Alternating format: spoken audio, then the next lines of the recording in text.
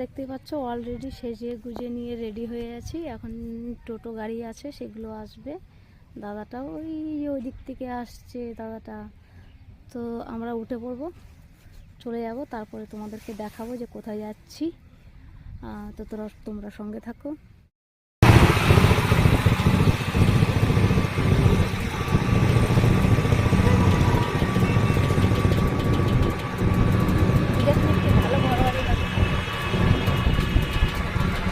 ঠান্ডা